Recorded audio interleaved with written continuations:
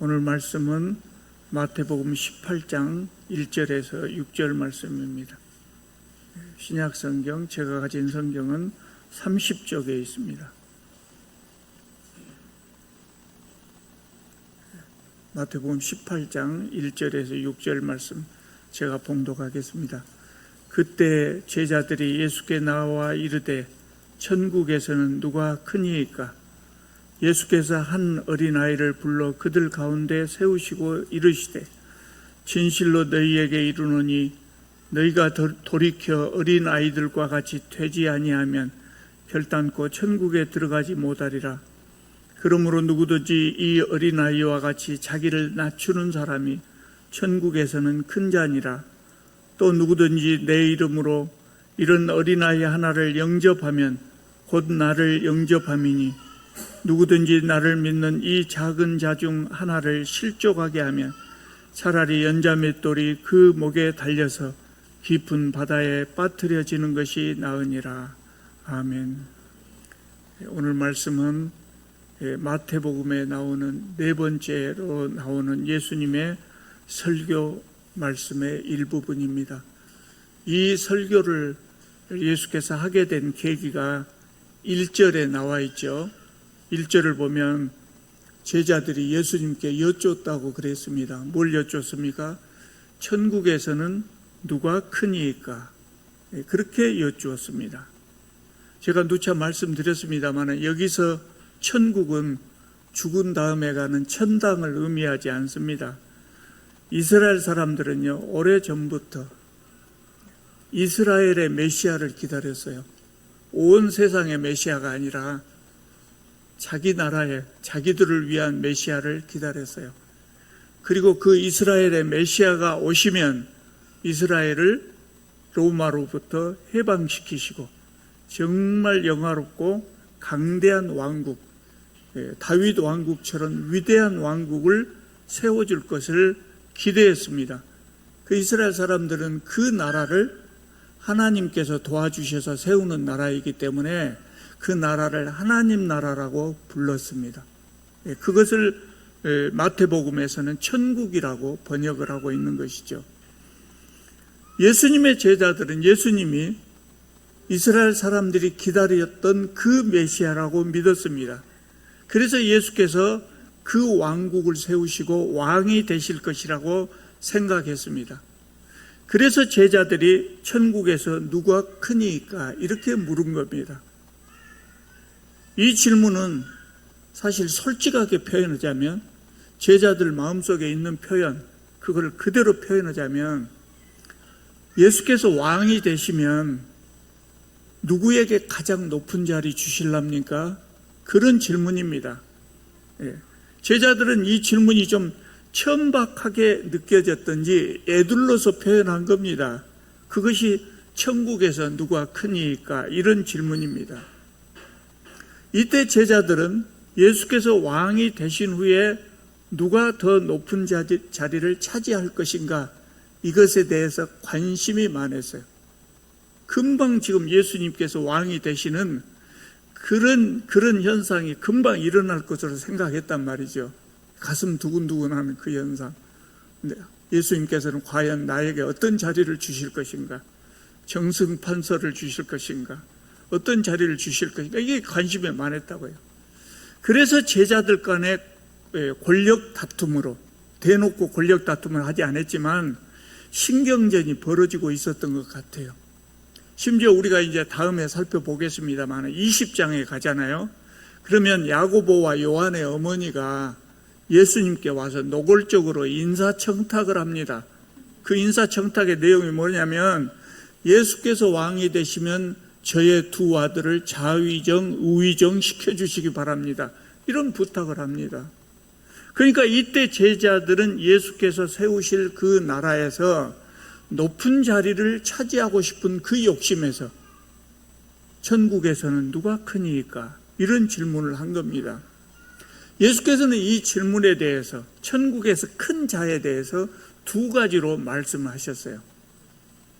첫째가 어린아이와 같은 자입니다. 3절을 보면은요, 진실로 너희에게 이르노니 너희가 돌이켜 어린아이들과 같이 되지 아니하면 결단코 천국에 들어가지 못하리라. 이 말씀 무슨 말씀입니까? 누가 크냐 적냐 그것이 문제가 아니고 그 이전에 어린아이들과 같이 되지 아니하면 아예 천국에 들어갈 수도 없다는 말씀이에요. 그럼 이 말씀의 핵심이 뭐입니까? 어린아이와 같이 되는 것이에요. 어린아이와 같이 되는 것. 이게 뭘 의미합니까? 저는요, 젊었을 때, 또 어렸을 때 이 말씀을 읽고 많이 착각을 했어요. 이 말씀을 얼른 읽어보면 요새 우리가 어린아이들을 어떻게 보는가 그거 있잖아요. 그 관점에서 이 말씀을 보면 어린아이들의 성품을 닮아서 순진해야 된다 하는 그런 말처럼 느껴져요. 그렇게 느껴져요. 그러나 이 말씀은 그런 의미가 아니거든요. 4절에서 이 의미를 추가로 말씀하고 설명하고 있습니다. 4절을 보겠습니다. 그러므로 누구든지 이 어린아이와 같이 자기를 낮추는 사람이 천국에서 큰 자니라. 어린아이와 같이 자기를 낮춘다 그랬습니다. 이 말씀도 좀 오해할 수 있어요. 어떻게 오해할 수 있냐면 어린아이가 겸손해서 자기를 낮춘다. 그러니까 우리도 어린아이처럼 자신을 낮춰야 된다. 이렇게 오해를 하기 쉬워요. 그런데 이 말씀의 의미는 우리 스스로 어린아이의 수준으로 자기를 낮춘다는 이야기예요. 어린아이의 수준이 된다는 이야기예요. 어린아이의 수준이 낮으니까 우리도 그 자리로 내려가야 된다는 이야기예요. 말이 안 되죠. 왜 말이 안 되냐면 오늘 우리 시대에는 어린아이들의 사회적인 수준이 낮지 않습니다. 어떤 가정에서는 어린아이들을 왕처럼 존중하고 살아요. 그러니까 우리가 이 예수님의 이 말씀이 얼른 이해가 안 되는 거예요. 그런데 예수님 시대의 어린아이들은 사회적으로 가장 낮은 계층의 사람이었어요. 1등 시민은 남자고 2등 시민은 여자고 3등 시민은 어린아이고 그랬어요. 사회적으로 아무 힘이 없었고 사회의 모든 시스템이 어른 중심으로 그렇게 돌아가고 있었어요. 여러분 기억 못 하실 겁니다. 대부분 기억 못 하시고 저보다 연세가 많으신 분들은 혹시 기억하실지 모르겠는데 제가 어렸을 때만 해도 어른 중심인 경우가 많았어요. 우리 집에서요 어머니가 밥을 하실 때 옛날에는 쌀밥만 하기가 어려워서 잡곡을 혼합해서 먹었지 않습니까? 그러면 솥에다가 맨 밑에다가 보리쌀을 쫙 깝니다. 그리고 그 위에다가 쌀을 올려놓습니다. 그 밥을 합니다. 그럼 밥이 다 된 다음에 밥이 어떻게 되겠습니까? 2층 밥이 되겠죠. 그 위에서 살살 이렇게 쌀만 걷어갖고 한 그릇 딱 이렇게 채웁니다. 그 누구 것입니까? 아버지 것이요. 아버지 것. 그리고 나머지 싹 섞어갖고 온 식구들 나눠 먹었어요. 저희 아버지가 직장에서 늦게 오시거든요. 그러면 아버지 혼자만 밥상을 이렇게 밥을 드셔요. 우리는 다 밥 먹었고. 그런데 내 형제 아들놈들이 이렇게 보고 있어요. 아버지가 다 드시니까 남긴가 보자. 남기면 얼른 쫓아가서 먹고 그랬어요. 아버지가 최고예요. 아버지가 최고였어요. 어른들 앞에서 반드시 무릎 꿇고 앉았어요. 얼마나 힘든지 몰라요. 심지어 시골에서는요 농번기가 되면 학교에 가지 못하고 머슴처럼 일만 하는 그런 아이들도 있었어요. 오지금은 방정환 선생님이 어린이날을 제정하시겠습니까? 예수님 시대에는 더했다고요. 어린아이들이 사람 대접을 받지 못했어요. 아버지의 소유물이었어요. 그것은 당연한 것이 뭐냐면 엄마도 아내도 남편의 소유물처럼 여겨졌단 말이에요. 그러니까 자녀들은 더 말할 필요도 없어요. 심지어요 이스라엘 사람들이 주로 사용했던 언어가 히브리어인데 그것이 이제 넓게 보면 아람어라고 그래요. 아람어 계통에 들어가는데 아람어에서는 어린아이와 종을 가리키는 단어가 하나였다 그래요. 어린아이나 종이나 똑같은 말을 썼다고 그래요. 그러니 어린아이들의 사회적 위치가 어땠는지를 충분히 여러분 이해가 가실 수 있을 겁니다. 그러니까 천국에 들어가기 위해서 어린아이들과 같이 되어야 한다. 이 예수님의 말씀은 제자들에게 아주 파격적이고 충격적인 말씀이었을 거예요. 예수님의 제자들은 예수님의 왕국에서 높은 자가 되고 싶었지만 예수께서는 가장 낮은 자가 되지 않으면 아예 하나님 나라에 들어갈 수 없다고 말씀하신 거예요. 여러분, 예수님의 제자들은 예수님의 왕국에서 정승판서하면서 떵떵거리고 살고 싶었을 거예요. 그러나 예수께서 세우실 나라는 그런 나라가 아니었단 말이에요.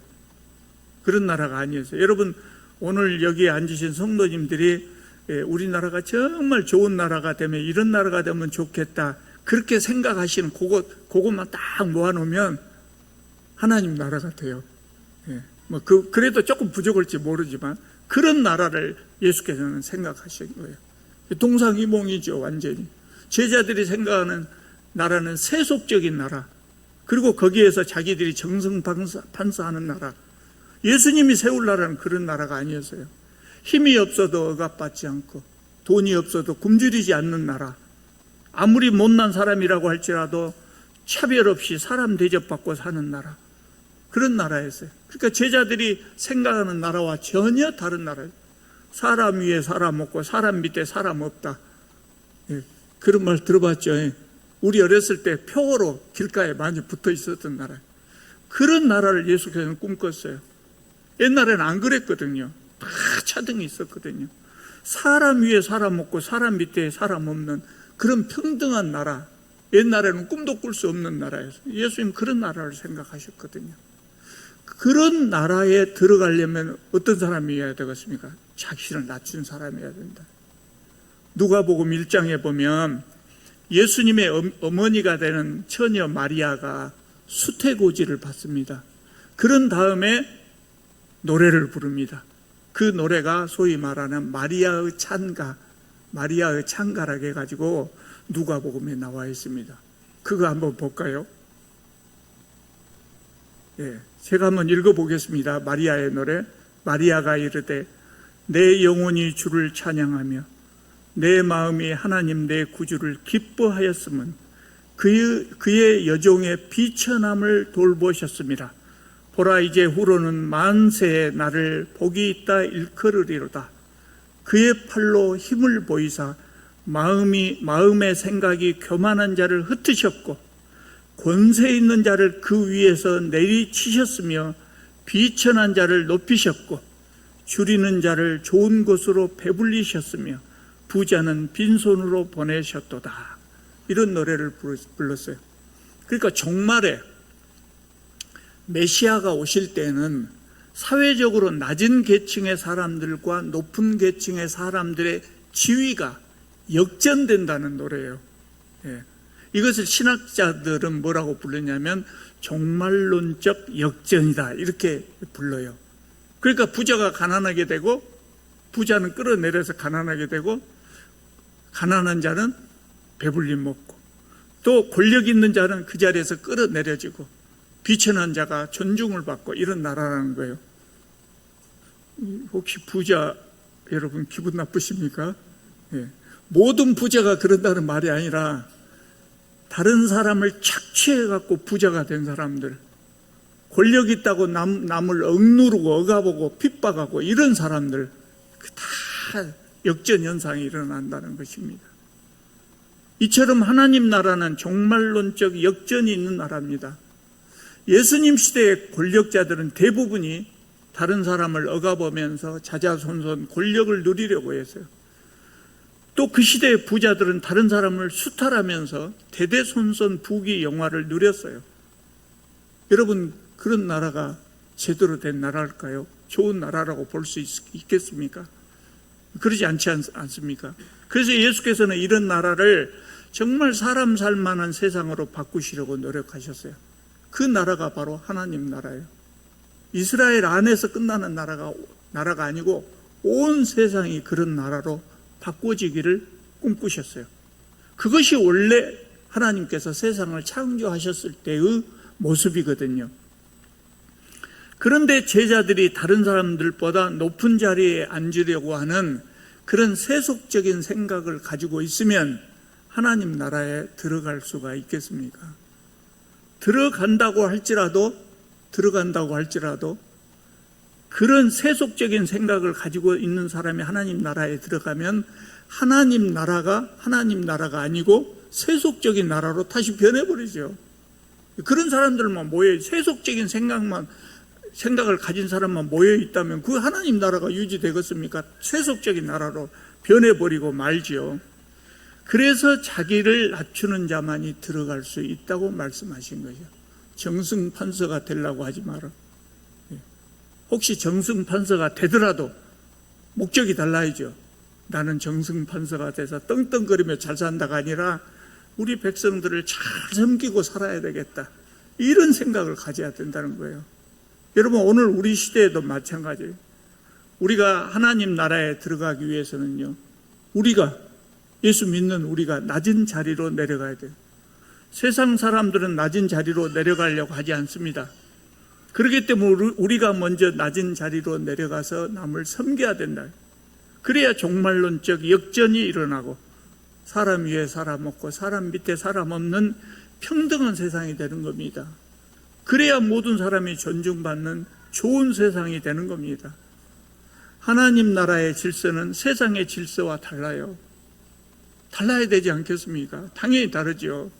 타락한 세상에서는 부자들을 존중하고 권력자들을 존중하지만 하나님 나라에서는 다르죠. 하나님 나라에서는 사실 하나님 앞에 부자라고 해봐야 하나님 앞에서 얼마나 부자 같습니까? 권력자라고 할지라도 하나님 앞에서 그 권력이 무슨 의미가 있겠습니까?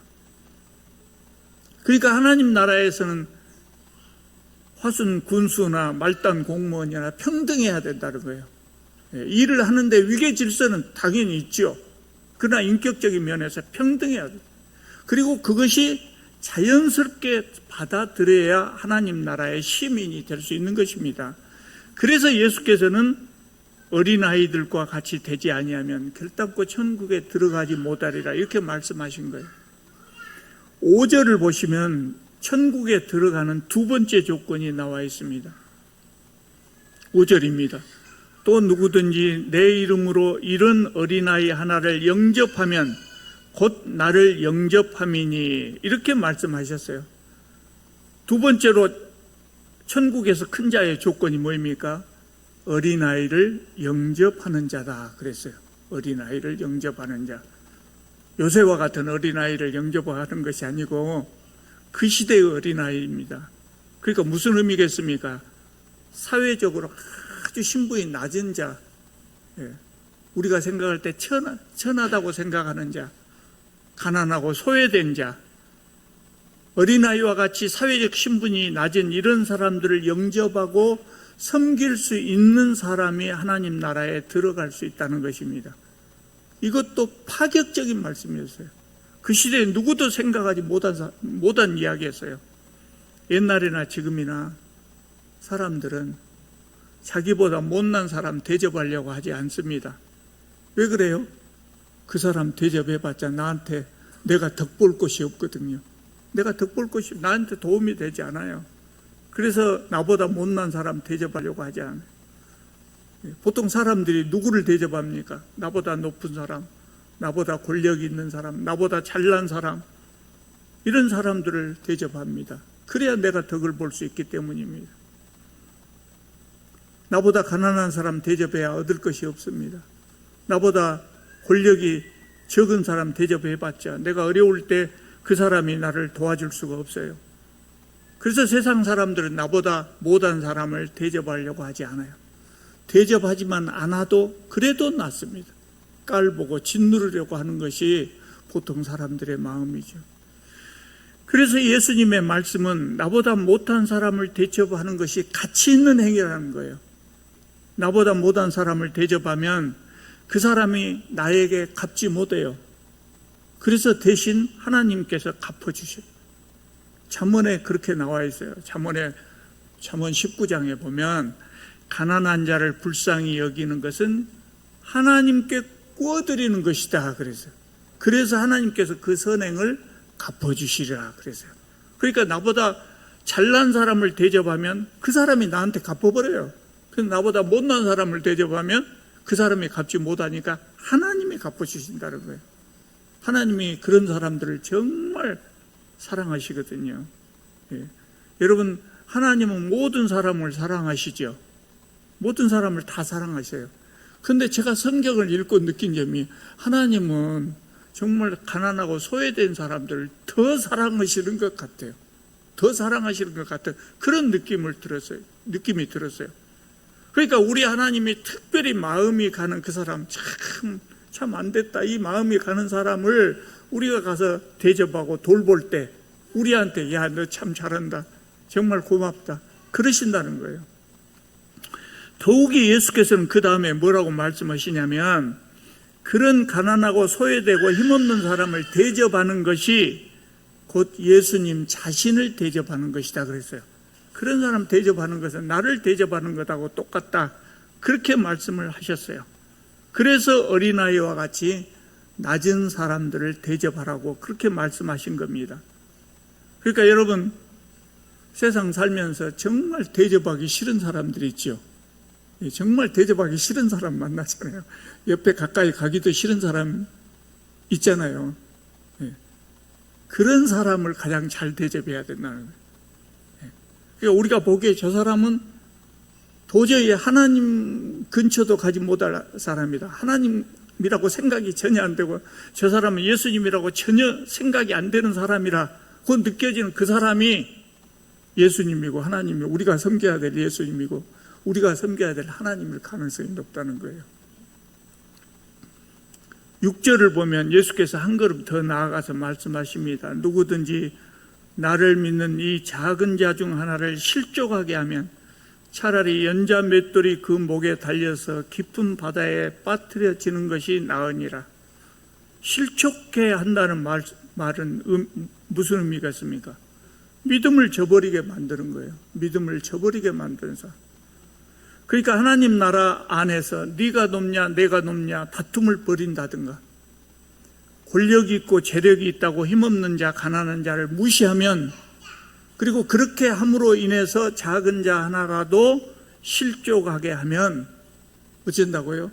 차라리 연자 맷돌이 그 목에 달려서 바다에 빠뜨려지는 것이 낫다, 그렇게 말씀하셨어요. 정말 무서운 말씀이죠.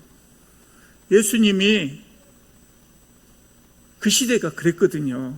그래서 예수께서 그런 모습을 보면서 아마 가슴에 맺힌 것이 많았던 것 같아요. 예수님 시대에 누가 그랬습니까? 높은 사람들이 다 그랬어요. 그런데 그 중에서도 특별히 안 그래야 될 종교 지도자들도 그랬다고요. 가난한 자, 소외된 자를 죄인 취급하고 무시하고 심지어는 성전에 나오지도 못하겠다. 예수께서 그 모습을 봤을 때 진짜 연자 맷돌 생각이 나셨던 것 같아요. 스스로 못났다고 생각하는 사람이 갈 데가 없고 하소연할 데가 없어서 하나님께 하소연하려고 교회에 왔는데 교회에서조차 업신여김을 당하면 그 사람은 어디로 가겠습니까? 예수님 시대 사람들이 그랬단 말이에요. 성전에도 못 오겠어요. 근데 여러분, 기독교 역사에서 이런 일이 수도 없이 많이 일어났어요. 수도 없이 많이 일어났어요. 우리 교회는 앞으로도 절대 안 그럴 줄 믿습니다. 그러니까 교회가 너무 고급스럽고 너무 부자들만 모이고 너무 권력자들만 모이면 안 좋은 현상이 나타나기 쉽다는 거예요. 실족해 하는 자는 차라리 연자 맷돌이 목에 달려서 깊은 바다에 빠뜨려지는 것이 낫다, 이렇게 말씀하셨는데, 이 말씀은 작은 자를 실족해 하는 사람은 차라리 죽는 것이 낫다, 그 말씀은 아니에요. 그 말씀 아니에요. 그 무슨 의미냐면 그것이 얼마나 잘못된 일인가 깨달으라는 말이에요. 그러니까 혹시 실족해 하신 분은 죽으려고 하실 필요 없어요. 잘못했습니다, 이렇게 회개하고 안 그러면 되는 거거든요. 그렇게 심각한 일이라는 거예요. 그렇게 예수께서는 그렇게 말씀하셨어요. 예수께서 천국에 들어갈 수 있는 사람의 자격을 말씀하셨을 때 제자들은 엄청난 충격을 받았을 거예요. 제자들은 천국에서 누가 큰 자인가 이렇게 예수님께 물으면 그러면 예수께서 뭐라고 대답하실 것이라고 기대했을까요? 내가 이렇게 물어보면 예수님은 이렇게 대답하시겠지. 무슨 대답을 기대했을까요? 천국에서 누가 큽니까? 예수님은 왕국에 누가 좋은 자리에 올라갈 겁니까? 이렇게 물었을 때는 뭘 기대했냐면 베드로나 야고보와 요한이 제일 높은 자리다. 그 다음에는 너희들이다.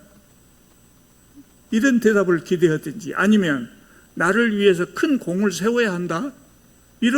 이렇게 대답하실 걸 기대했을 거예요.